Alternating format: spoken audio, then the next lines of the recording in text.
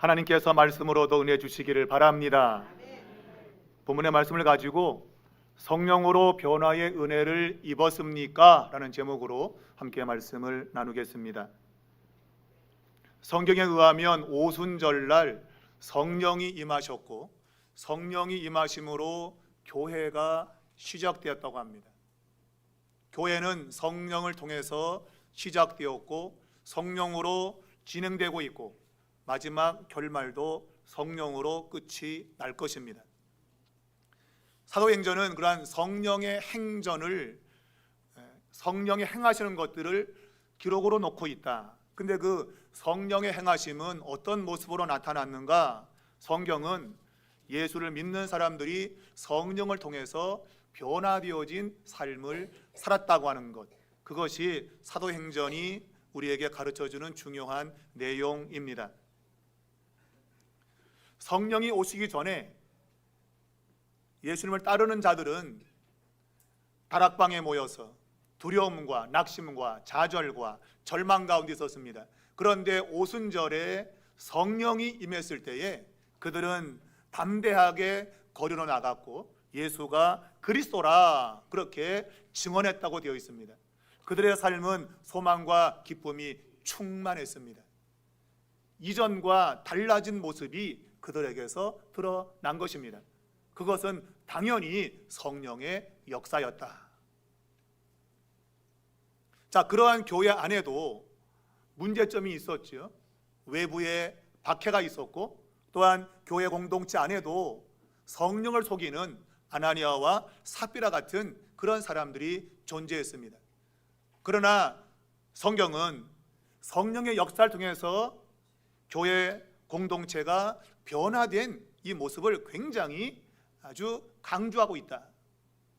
성령은 변화의 영이다 라고 하는 것을 우리에게 일러주고 있습니다. 오늘 읽은 본문에는 교회를 박해했던 사울, 이제 뒷부분에는 바울로 기록되어 있는 이 사울이라는 사람이 성령을 통해서 변화가 되고 그리고 그가 교회를 박해하던 것을 바꾸어서 복음을 전하는 데 헌신한 그런 사람이 된 이야기를 기록해 놓고 있습니다. 이러한 사울의 변화는 성령의 역사인 것을 오늘 본문에서 우리에게 보여주고 있다. 우리는 이러한 사울의 변화의 과정 속에서 중요한 몇 가지를 깨닫게 됩니다. 첫 번째는 예수를 만나기 전까지는, 성령을 통해서 예수를 만나기 전까지는 자기의 생각과 세상에 매여 사는 허무한 인생이다라는 것입니다. 성령을 통해서 예수를 믿기 전까지는 자신의 생각과 세상에 매여 산다. 오늘 이 성경 본문에 보게 되면 사울이 주의 제자들에 대하여 여전히 위협과 살기가 등등했다라고 말하고 있습니다. 우리가 8장을 보면 예루살렘 교회는 스데반의 순교로 시작되어진 박해를 받게 되어지고 그래서 각 지역으로 그리스도인들이 흩어지게 됩니다.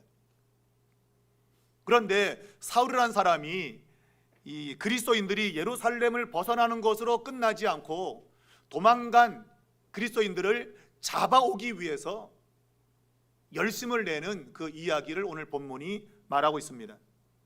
그는 여전히 위협과 살기가 등등했다. 여기서 위협과 살기는 그리스도인들을 잡아서 죽이는 그러한 모습을 가리키고 있습니다. 근데 그런 것들이 계속 여전히 등등했다. 우리말로 등등했다고 하는 이 단어는 헬라 단어로 숨을 헐떡인다는 그러한 단어입니다. 그러니까 숨을 살기 위해서 헐떡헐떡 쉬는 거죠. 숨 안 쉬면 죽죠? 여러분, 숨 안 쉬면 죽죠? 그래서 살기 위해서 숨을 헐떡인다. 그런데 오늘 본문에는 살기 위해서 숨을 쉬는 것처럼 사람을 위협하고 죽이기 위해서 숨을 헐떡이고 있다. 그러니까 사람을 위협하고 살해하지 않으면 살 수 없는 그러한 상황을 묘사하고 있어요. 이것은 그 사울의 아주 악한 행위를 드러내는 것이죠. 우리가 좋은 일을 하기 위해서 우리가 막 그냥 열심을 내야지, 사람을 위협하고 사람을 죽이려고 하는 그런 일이 마치 헐떡이면서, 숨을 헐떡이면서 행하는 그런 일이 돼서는 안 된다. 안중근 의사가 리슨 감옥에서 사형 언도를 받고 죽음을 기다리는 동안에 그가 여러 가지 유명한 말씀들을 많이 했습니다. 그 가운데 이런 말이 있습니다. 일일 불독서 구중 생형극. 무슨 뜻인가 하면 하루라도 책을 읽지 않으면 입안에 가시가 돋는다. 안중근 의사가 나라를 구하기 위해서 자기의 목숨을 버려 의거를 일으킨 그것은 책을 읽은 독서 때문에 가능했다. 그는 책을 읽으면서 인생에 대한 가치관을 정립했고, 그래서 이게 나라가 어려울 때 어떻게 나라를 구할 수 있을까라는 걸 생각하면서 결국 자기 자신의 목숨을 던지기로 결정을 했다. 그는 나는 하루라도 책을 읽지 않으면 내 입에 가시가 돋친다. 이 가시가 돈다는 얘기는 뭔가 하면 내가 책을 읽지 않으면 내 입에서 험악한 말, 부정적인 말, 안 좋은 말 이런 것들이 막 나와가지고 삶을 어렵게 한다. 그래서 내 삶을 제대로 만들기 위해서는 매일매일 책을 봐야 했다. 그런 말씀이에요. 그는 좋은 것을 위해서 안달난 사람이죠. 우리가 뭘 하지 못하면 좀이 수쳐 죽겠네. 지금도 예배하면서 몸이 막 이런 사람 있죠, 그죠? 아우 좀이 쑤셔. 우리가 좋은 일에 좀이 쑤셔야지 나쁜 일에 좀이 쑤시면 되냔 말이에요. 오늘 이 사울이라는 사람은 사람을 위협하고 살해하는 그러한 일에 좀이 쑤신다. 내가 저놈을 어떻게 하면 내가 저놈을 죽일 수 있을까? 그런 모습을 가지고 있다. 그가 예수를 만나기 전에는 그런 일에 매여 사는 거예요. 이것은 하나님의 교회를 핍박하는 것이고 하나님의 뜻에 대항하는 것이죠. 이걸 쉽게 적용한다면 성령을 통해서 예수를 만나기 전 누구든지 자신의 생각에 매여 살고 세상에 붙잡혀 산다. 그래서 세상 일을 하고 싶어서 그냥 좀이 쑤셔. 좀이 쑤셔. 주님의 선한 일에 좀이 쑤셔야 되는데 세상 일에 좀이 쑤셔. 여러분, 성령도 예수를 만나기 전에 여러분과 저가 다 그러했단 말이에요. 노는데 그냥 이런데 열심을 내고 말이에요. 내가 주님을 믿고 주님을 섬기는 일에는 등한히 하고 그런 모습이 우리들의 모습이었다. 사울이 예수 만나기 전에는 그렇게 세상에 매여 있었다. 우리가 사도행전 26장 11절에 보면 그 이하를 보면 바울이 똑같은 겁니다. 사울, 바울 뭘 말해도 똑같습니다. 사울이 베스도 총독 앞에서 자기가 만난 예수에 대한 간증을 합니다. 거기서 그가 오늘 이 9장에 있었던 이 이야기를 간증하는데 이렇게 말하고 있습니다. 그들에 대해 심히 격분하여 외국 성에까지 쫓아가서 박해했다. 자기가 다메섹에까지 쫓아가서 예수 믿는 사람들을 박해했다 이거예요. 그들을 붙잡아서 감옥에 쳐넣고 죽이는 일에 힘썼다 그런 얘기예요. 그런데 그가 사용하는 말 심히 격분했다. 이 단어의 원래 뜻이 뭔가 하면 심히 미쳤다는 뜻이에요. 그러니까 예수 믿는 사람들을 잡아 죽이는 일에 미친 거죠. 이게 오늘 본문에 등등하다라는 그런 의미와 같은 거예요. 위협하고 사람을 죽이는 그런 일에 열심을 낸 것, 그게 자기 말로는 내가 그때 미쳤지. 이 말은 내가 그때 세상 일에 미쳤어 그런 얘기예요. 미쳤어. 그런데 지금 그 자신이 베스도 총독 앞에서 자기가 변화되어서 이제는 교회를 박해하는 것이 아니라 복음을 전하는 사람이 되었음을 이야기하면서 베스도 총독에게 복음을 전합니다. 그랬더니 베스도 총독이 하는 말, 바울아, 너의 적은 지식이 너를 미치게 했구나. 너 미쳤구나. 그가 예수를 만나기 전에 세상에 미쳐서 살 때는 아무도 그에게 너 미쳤구나라고 말하지 않았어요.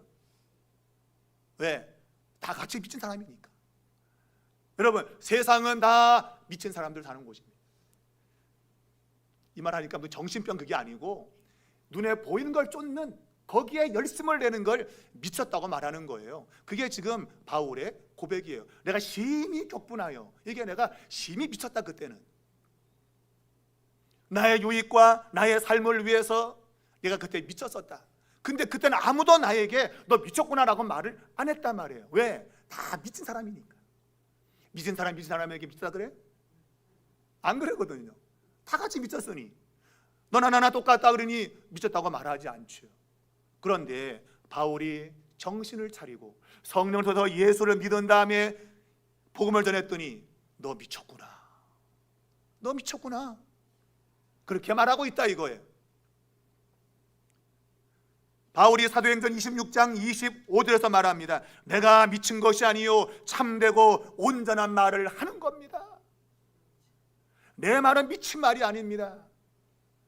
자기 말은 바른 말이고 내가 예수를 만나기 이전에 있었던 내 말과 모든 행동은 그때 미친 거였습니다. 그러나 지금 나는 온전합니다. 그랬더니 베드로 종석이 너 미쳤구나, 미쳤구나. 여러분은 주변 사람들에게 어떤 소리를 들으시나요? 너 미쳤니? 미쳤어? 여러분이 예수를 제대로 믿으면, 오늘 제가 말하는 대로 성령을 통해서 내가 예수를 바르게 믿으면 세상이 우리에게 너 미쳤구나 라고 말합니다. 제가 목사가 되고 나서 제 친구들이 너 미쳤구나, 너 옛날에 너 안 그랬잖아. 맞아요, 옛날에 안 그랬단 말이에요. 근데 어느 날 목사가 돼 있더라. 이거 너 미쳤구나. 그런 반응과 똑같은 거예요. 제가 여전히 옛 모습 그대로 산다며 제 친구들이 너 미쳤니? 그런 말 안 하죠. 근데 제가 예수 믿고 예수를 전하니까 너 미쳤구나 라고 말한다 이거예요. 여러분의 삶은 어떻습니까? 여러분이 세상을 살아갈 때에 사람들이 여러분에게 너 미쳤니? 이렇게 말합니까? 아니면 야 너나 똑같구나, 반갑다 야 친구야, 반갑다 친구야.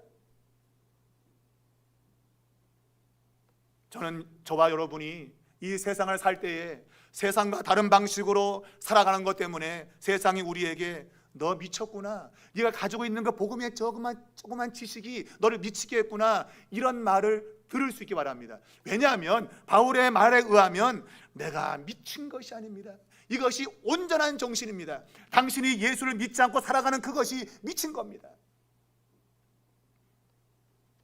오늘 우리 모두가 이 자리에 와 있는 것은 우리가 정신이 올바르기 때문에 와 있는 겁니다. 달리 말하면 바깥에 있는 사람들은 전부 다 미친 사람입니다. 세상이 좋아서 세상이 주는 것에 빠져서 거기에 이끌려 사는 겁니다. 거기에 매여 사는 겁니다. 바울도 그랬고 저도 그랬고 여러분도 마찬가지였어요. 다 그렇게 살았어요. 그런데 성령을 통해서 내가 예수를 믿고 났더니 야 이것이 아니었구나, 내가 과거에 미쳤었구나 라는 걸 깨닫게 된 것이죠. 여러분, 우리 모두가 정말 진정으로 주님을 믿는, 주님을 따르는 사람들이 될 수 있기를 바랍니다.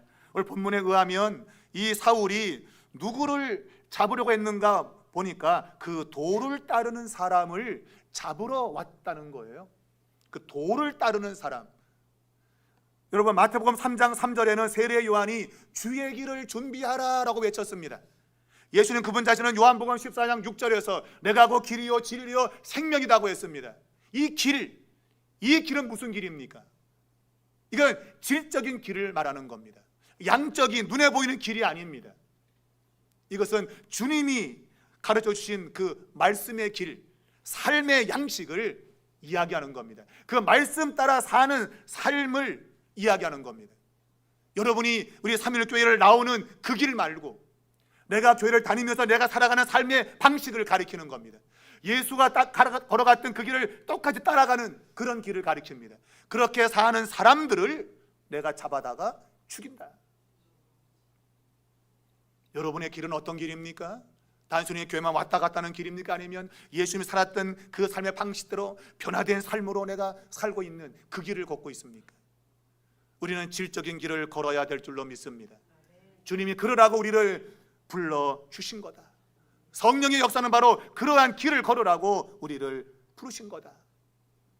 오늘 이 사울의 모습에서 우리가 깨닫게 되는 겁니다. 그는 위협과 살기가 등등했습니다. 그는 그것이 자신에게 최고의 가치라고 생각했습니다. 그러나 그것은 허무한 인생인 겁니다. 허무한 인생. 그가 다메섹 도상에서 부활의 주님 만나고 난 이후에 그의 눈이 멀어버렸고, 그리고 사람의 손에 이끌려서 그가 다메섹 성으로 들어갔다고 성경은 말합니다.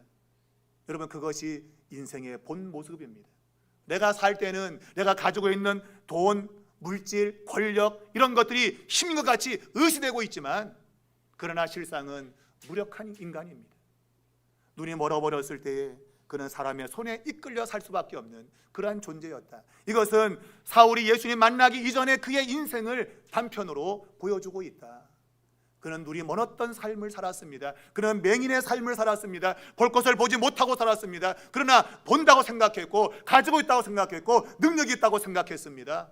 그런데 실상은 그는 보지 못하는 자였고, 그는 사람의 손에 이끌려 살 수밖에 없는 그런 무력한 자였다고 성경은 말하고 있는 것입니다.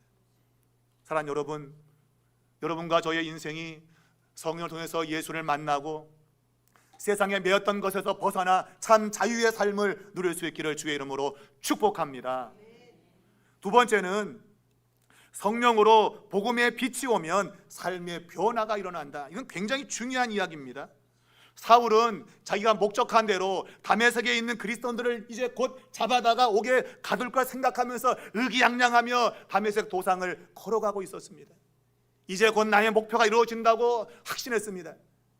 그런데 정오에 태양보다 더 밝은 빛이 그에게 비춰왔습니다. 그것은 부활의 주님이 나타나신 겁니다. 성경 그것이 빛으로 묘사되어 있지만 이것은 성령의 나타나심입니다. 그것은 성령이 역사한 겁니다. 그 빛은 잠시 동안 비춘 빛이 아니라 사울을 한동안 비추었다고 성경은 이야기를 하고 있습니다. 바울이 그 자신이 경험했던 그것을 고린도후서 4장 4절 이하에서 이렇게 이야기하고 있습니다. 그 중에 이 세상의 신이 믿지 아니하는 자들의 마음을 혼미하게 하여 그리스도의 영광의 복음의 광채가 비치지 못하게 함이니, 그리스도는 하나님의 형상이라 어두운 데에 빛이 비치라 말씀하셨던 그 하나님께서 예수 그리스도의 얼굴에 있는 하나님의 영광을 아는 빛을 우리 마음에 비추셨다. 그는 다메섹 도상의 그 경험을 이야기하면서 그때 하나님이 내게 그리스도의 얼굴에 있는 하나님의 영광을 아는 빛을 내게 비춰주셨다. 이것이 신학적으로는 성령이 내게 임했다는 겁니다. 성령의 빛이 내게 임했다는 것입니다. 여러분, 성령을 통하지 않고는 하나님이 누군지 알지 못합니다. 바울 자기 자신은 바리새파 중에 바리새파고 아는 것도 많다고 생각했는데 그가 아는 하나님은 성경의 하나님이 아니었던 겁니다. 그러나 성령의 빛이 그에게 왔을 때에 그는 달라진 겁니다. 아, 하나님이 이러한 분이시구나 하는 것을 그는 깨닫게 된 것입니다. 그는 하나님의 교회를 박해하는 것이 그의 최고의 삶이었고 하나님이 그것을 기뻐하신다고 생각했습니다. 아마 그의 롤 모델, 그가 쫓아가는 아마 모델은 구약 성경의 비느하스나 아니면 엘리야나 아니면 하솜을 왕조로 일으켰던 바로 이 마따디라 같은 사람, 독립을 꿈꾸며 칼을 뺐던 사람들, 이런 사람들을 자신의 롤 모델로 생각했을지 모르겠습니다. 그러나 그는 다메섹 도상에서 강력한 빛 속에 출현하신 예수 그리스도, 부활의 주님을 만나게 되었는데, 이 부활의 주님은 8장에 의하면 도수장에 끌려가는 잠잠한 양 같다고 했습니다. 그는 억울하게 죽임을 당하지만 아무 말도 하지 않았고, 불공정을 당했지만 거기서 저항하지 않는 이러한 예수님을 소개하고 있는데, 바로 이 성령의 빛 가운데 그가 경험된 예수 그리스도는 힘을 쓰는 분이 아니라 십자가에서 인간의 죄를 대신하여 죽으신 예수 그리스도, 그분을 만나게 되었던 겁니다. 그가 성령을 통해서 그가 주님을 만났을 때에 오늘 그의 마음에 새로운 깨달음이 주어진 겁니다. 그 자신은 부활의 주님을 만난 것입니다. 성경에 보면 빛이 임했고 그 빛을 사람들이 다 비췄다고 성경이 이야기를 하고 있는데, 근데 사울에게 음성이 들렸다. 사울아, 사울아, 왜 박해하느냐? 이 음성이 들렸다고 말합니다. 이것은 단순한 음성만 들은 것이 아니라 우리가 17절에 보게 되면 아나니아라는 사람이 바울에게 찾아와서 하는 말 속에 내가 오는 길에서 나타나셨던 예수께서, 이 말에 의하면 부활의 주님이 바울에게 나타난 겁니다. 그는 부활의 주님을 만난 것입니다. 성령을 통하여 그는 부활의 주님을 경험했던 것입니다. 성경에 보면 이 부활의 주님을 만난 그러한 고백을 고린도전서 15장 5절 이하에서 만삭되지 못한 나에게도 주님이 나타나셨다라고 고백하고 있어요. 그걸 보면 바울은 부활의 주님을 만난 것입니다. 그 부활의 주님을 만났을 때에 그가 반응을 보인 것이 무엇인가 하는 성경은, 놀랍게도 성경의 말씀을 보면 예수님께서 네가 나를 박해하느냐 이렇게 물으셨는데, 그러면 왜 박해하는가에 대한 이야기를 할 것 같은데 그 박해에 대한 이야기를 하지 않습니다. 우리가 6절 말씀에는 한글말로는 나와 있지 않은데 거기 보면 알라라고 하는 헬라어 그러나라는 단어가 들어있습니다. 그러니까 6절 그 앞에는 그러나 너는 나를 박해했지만 그러나 나는 너에게 왜 박해했는지 묻지 않겠다. 너에게 묻지 않겠다. 너의 지난 날을 묻지 않겠다. 나는 너가 앞으로 어떻게 할 것을 알려주겠다라고 했습니다. 때로 우리는 잘못한 사람들의 그 이유를 꼬치꼬치 깨물어가지고 들춰내기를 좋아하는데, 우리 주님은 너가 나를 박해하지만 나는 너에게 왜 그러는지 나는 묻지 않겠다. 그리고 너가 할 일을 내가 가르쳐주겠다고 주께서 말씀했습니다. 여러분, 과거를 묻지 마세요. 과거를 묻지 마세요. 과거를 떠올리는 그 인생은 희망이 없는 인생이에요. 우리는 미래를 바라보고 나가야지, 과거에 어땠는데 저땠는데 하는 그런 삶이 되어서는 안 됩니다. 우리는 다 옛날에 과거를 따졌어요. 나 땐 말이야, 아 옛날이야. 우리 전부 다 이런 걸 다 살았어요. 그러나 성령을 통해서 깨닫는 것은 과거를 묻지 마라. 지나온 날 묻지 말고 앞으로 갈 길을 물으라. 우리 주님은 바울에게 내가 앞으로 어떻게 행할 것을 보여주겠다고 말씀했습니다. 여러분, 그 말씀 들을 때 바울의 생각은 어땠을까요? 아이고, 나를 혼낼 것 같았는데, 박해했다면 나를 혼낼 것 같았는데 혼내지 않으니까 안심이다 그랬을까요? 아닙니다. 여러분, 그런 말씀 들었을 때 이 바울의 마음에는 지난날의 자신의 죄악이 다 스쳐 지나갔겠죠. 교회를 박해하며 나쁘게 행했던, 사람들을 위협하고 사람들을 죽였던 그런 지난 날들이 떠오르면서 그 자신의 마음이 깨어진 겁니다. 오늘 성경은 이렇게 말하고 있습니다. 그가 기도하는 중이다. 그가 기도하는 중이다. 여러분, 사울이라는 사람은 바리새파 중에 바리새파입니다. 이 사람은 철저하게 율법을 지키는 사람입니다.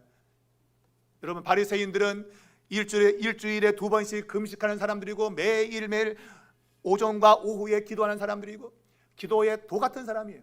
그런데 주님께서 그 사울을 향해서 하는 말이 그가 기도하는 중이다. 아니, 그가 수만 번 기도했을 텐데 그럼 그 기도는 뭐냐? 지난날의 기도는 기도가 아니었다 이거예요. 지금 그가 깨어진 마음을 가지고 하나님 앞에서 진실한 마음으로 자기를 돌아보는 그 기도, 그것이 기도다. 그것이 기도다. 우리가 복음서에도 보게 되면 예수님께서 바리새인과 세리의 기도를 비교하십니다. 이 바리새인은 성전에 올라가서 돈을 번쩍 들고 나는 일주일에 나는 2번씩 금식하고 10의 1절을 철저히 떼는 그런 사람입니다. 저기 저 구석에 저게 머리 쳐박고 있는 세리와 같지 않은 사람입니다 라고 손을 번쩍 들어 기도했어요.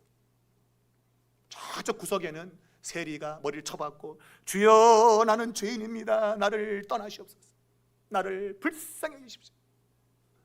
이 둘의 기도 가운데 누가 그 기도를 응답했을까? 세리의 기도다. 세리의 기도. 우리에게 성령이 임할 때 우리는 기도하게 되는 것입니다. 이 기도는 막 하는 기도가 아니라 진실로 나를 통회하고 자복하고 나의 지난해 잘못된 것을 돌이키고 깨어지는 그러한 기도가 필요하다. 그것은 성령의 역사인 것입니다.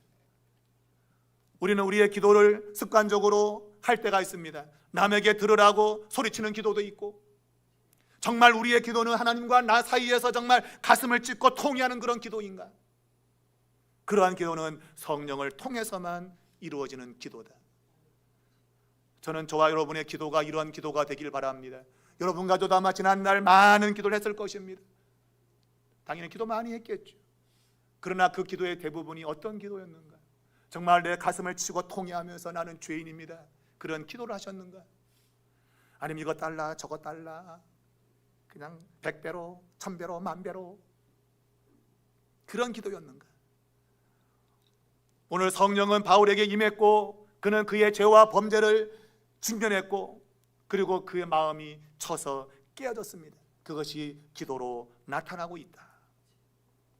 사랑하는 여러분, 하나님의 성령이 우리 가운데 임할 때 우리는 순종하며 우리 자신을 돌아봐야 됩니다. 우리는 그것을 거부할 수도 있습니다. 받아들일 수 있습니다. 근데 많은 사람들이 받아들이지 않습니다. 거부하려고 합니다. 그러나 성령이 진실로 역사할 때는 거부할 수 없는 그런 은혜, 그래서 무릎 꿇게 되어지고 기도하게 되는 그러한 역사가 일어나는 것입니다. 사도행전 26장 19절에 보면 바울이 자신의 다메섹 경험을 이야기하면서 이렇게 말했습니다. 하늘에서 보이신 것을 내가 거스르지 아니했습니다. 나는 거스릴 권한도 있고 선택할 권한도 있는데 나는 거스리지 않았습니다. 내 마음을 칠 때 나는 내 마음을 깨뜨렸고 그리고 나는 기도했습니다. 그런 고백을 하고 있는 것입니다. 우리 삼일교회가 옛날을 자랑하는 그런 교회 되지 말고 오늘 내가 무릎 꿇고 엎드려서 내 자신을 바라보고 가슴을 치고 통회하며 하나님 내가 앞으로 어떻게 해야 되겠습니까? 그렇게 물을 수 있는 교회, 그런 교회가 될 수 있기를 바랍니다. 오늘 성경에 보면 이 바울은 빛으로 인해서 그의 눈이 멀었다고 말하고 있습니다. 이건 제가 아까 말씀드렸지만 그의 무력함을 이야기하는 겁니다. 눈이 멀어서 아무것도 할 수 없습니다. 더 나아가서 그는 3일 동안 음식도 먹지 못하고 물도 마시지 않았다고 했습니다. 이것은 그의 철저한 회개를 가리키고 있는 것입니다. 그가 기도했을 때 성경에 보면 환상을 보게 됩니다. 아나니아라는 사람이 자신에게 와서 안수해서 그의 눈을 뜨게 하는 그런 환상을 보게 되었습니다. 하나님이 행하실 일들을 누구에게 보이는가? 그것은 통회하며 자복하며 기도하는 사람에게 갈 길을 보이신다. 여러분, 기도할 수 있기를 바랍니다. 우리의 삶에 나타나는 최고의 변화는 기도인 것입니다. 우리가 기도하는 그 순간이 우리는 주님을 만나는 시간이고 주님을 만나게 되면 우리 인생이 바뀌는 것입니다. 여러분과 저가 그렇게 될 수 있기를 바랍니다. 사울의 기도는 그가 변화된 사람인 것을 보이고 있습니다. 그는 말했지만 살기가 등등했습니다. 그저 사람 죽이기 위해서 숨을 쉬었던 사람인데 이제는 영적인 호흡하는 사람이 되었습니다. 이제 그의 숨쉬는 것은 기도가 되었고 생명이 되었다 이겁니다. 이것이 우리에게 너무나도 중요한 것입니다. 여러분과 저는 생명의 호흡을 해야지 남을 죽이는 호흡을 해서는 안 되겠다. 그것이 바로 변화되어진 모습이다. 여러분 깨달을 수 있기를 주의 이름으로 축복합니다. 마지막 세 번째가 제일로 중요합니다. 성령을 통한 부르심은 전적인 은혜이고 이 은혜는 복음을 위해서 성령 충만으로 고난의 길이라도 걷게 한다는 것입니다.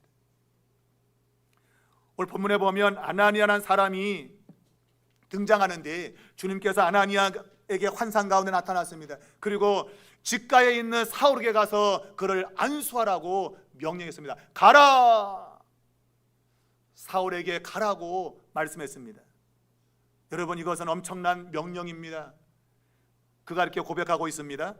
이 사람에 대하여 내가 여러 사람에게 듣사온즉 그가 예루살렘에서 주의 성도에게 적지 않은 해를 끼쳤다 하더이다.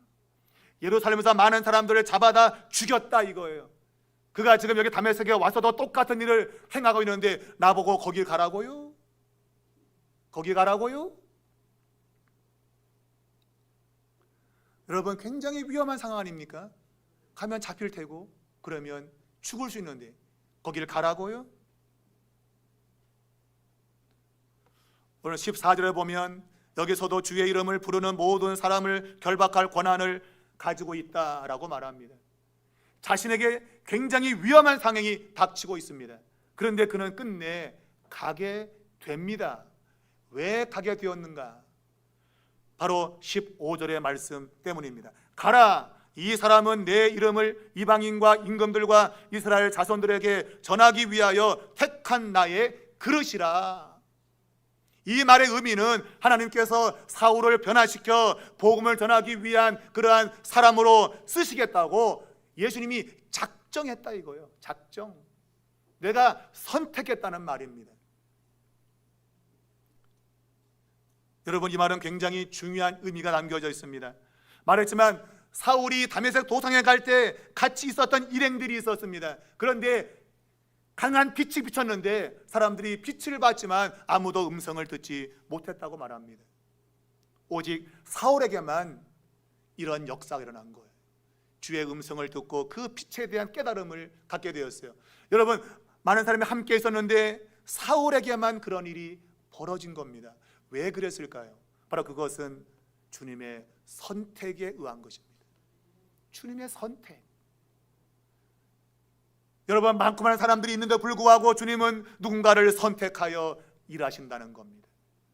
오늘 내가 바울을 그렇게 선택했고 그는 복음을 위한 사람이 될 거라고 말한 것입니다. 이 말을 뒤집어 말하면 아나니야, 너도 내가 선택했다. 여러분, 다메섹 그 성에 아나니아만 있겠습니까? 예수 믿는 사람이? 다른 누군가 또 있겠죠. 그런데 하나님은 유독 아나니아에게 나타나셨습니다. 그리고 그에게 위험한 명령을 내립니다. 가라, 가서 사울에게 안수하라.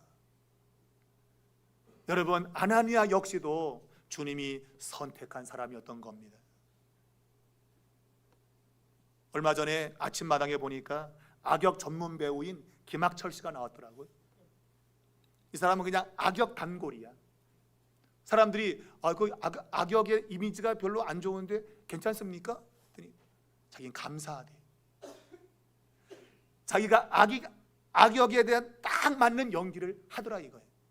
내가 악인의 이미지가 좀 나쁜 것 같은데, 그런데 내가 너무나도 악한 연기를 잘하니까 악역이 있으면 자기를 쓴다 이거예요. 여러분, 자기가 악역을 잘했기 때문에 자기를 써준다 이거예요. 써준다. 만일 내가 연기를 못했으면 써주겠습니까? 인물이 잘났으면 써주겠습니까? 인물 잘났다고 쓰는 게 아니에요, 여러분. 연기를 잘해야지. 연기를. 그러니까 자기는 이 악역 연기를 너무 잘한다, 이거 실감나게. 그래서 작가들이 당신 이거 하시오. 당신 전문이야. 감사하다는 거예요. 그 자기는 더 악역을 잘하기 위해서 애쓴대. 그래서 악역 그러면 그냥 김학철 이름이 뜨도록. 여러분, 오늘 바울과 아나니아 수많은 사람 가운데서 하나님은 그들을 선택했습니다. 똑같은 길을 가고 있지만 한 사람에게만 유독 말씀했습니다.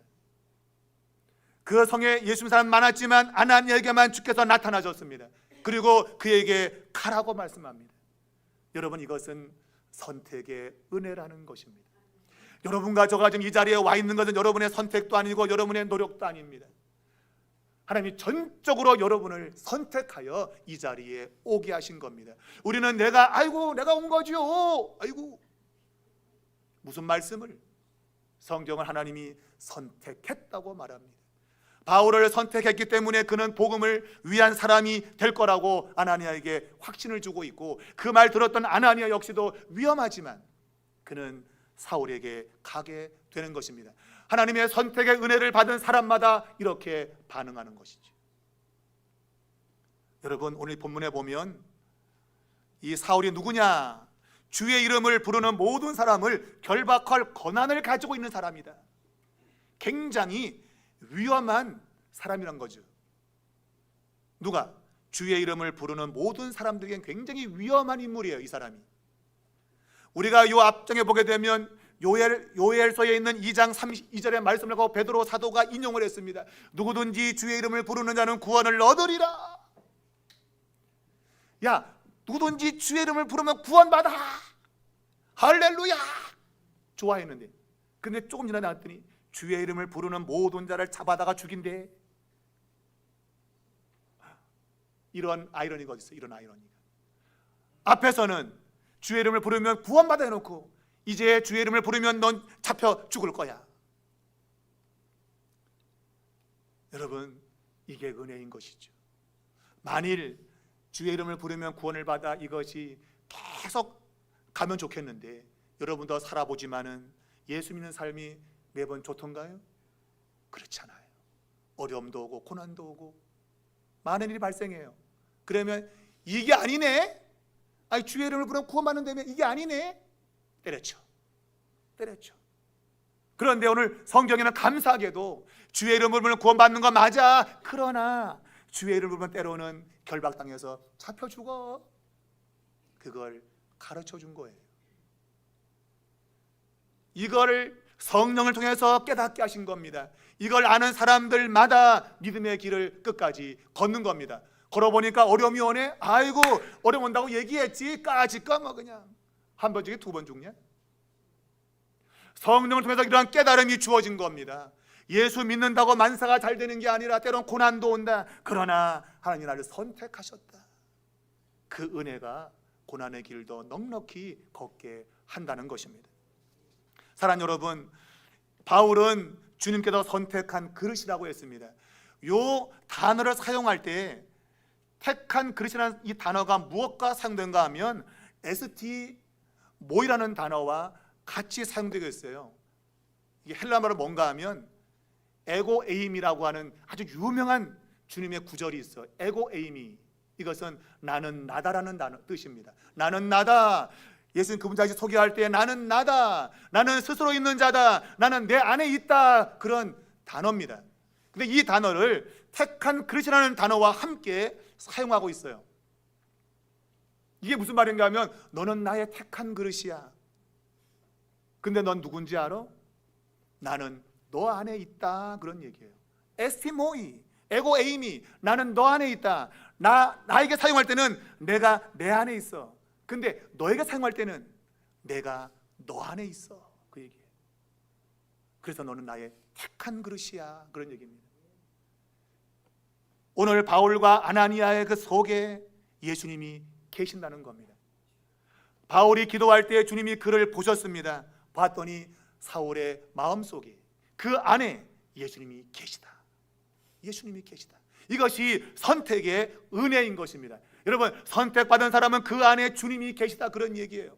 여러분이 세상 끝날까지 주님은 여러분과 함께 계신 겁니다. 그것이 선택입니다. 오늘 내가 선택했는데 내일은 버려, 그런 것이 없다 이거예요. 내 안에 너 있다,